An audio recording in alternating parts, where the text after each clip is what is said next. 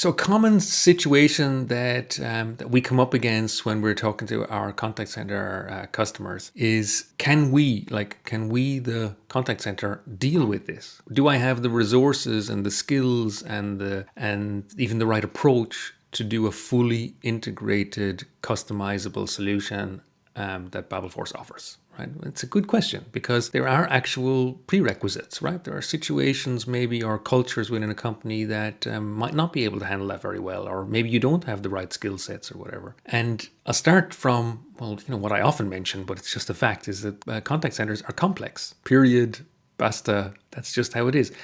And the question, I think, is, how well can a contact center operations team deal with that complexity? Like, one way or the other, you have to deal with the complexity. You could choose to limit what you can do, right, by choosing very simple, relatively superficial SaaS products that allow you to deploy your contact center. It's, perfectly valid, right, approach to doing it. And then you say, okay, then you go, my team is not that sophisticated. We don't have people who are process geeks. We don't have people who are capable of configuring the kind of flows that I would love to do or be able to do. And so I, deliberately limit the complexity that we have to deal with by choosing shallow or simpler tools. Totally valid option. I often recommend that to contact centers, actually, particularly when they've got, a relatively small number of people and not a big operations team or whatever. When I say big, I mean one or two people who are experts in these things.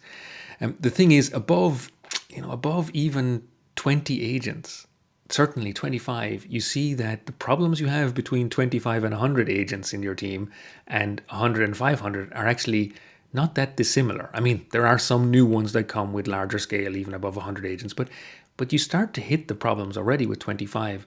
So I think you have to deal with the complexity one way or the other. And one warning sign, I think, that's important to look out for managers in the contact center or people who are running operations teams for supporting the contact center is, are you afraid? Ask yourself, are you afraid if your team has to change something? Let me give you an example. You're going to add a new telephony integration, and you've got Zendesk as your ticketing service system, or you've got Salesforce Service Cloud. Are you afraid to make the necessary changes in your Zendesk or your Salesforce Service Cloud? Do you have a background, fear that goes, ooh, if we do that, then I wonder if we can get back the email process we have now? Will someone break that or whatever? If you've got that fear, then you've got a huge problem. Then, either you fall into the category where you should choose simpler things, and you probably shouldn't have Salesforce Service Cloud, or maybe not Zendesk even, or you have to up your game. I have to be honest, right? You have to realize there needs to be two people on your team who are going, no problem. I know how to test that thing in a sandbox setup where it cannot affect what we have live. And I know how to do that. I'm going to do that between babelforce and Zendesk or whatever it is, Salesforce Service Cloud, or, a dozen other tools. I know I'm going to do that. I know how to do. And if I ask Jack to do it, or I ask, Joanna to do it, I know it's not going to affect anything, and we can test anything we like, and I think you have to get that there, above 20 or 25 agents one way or the other.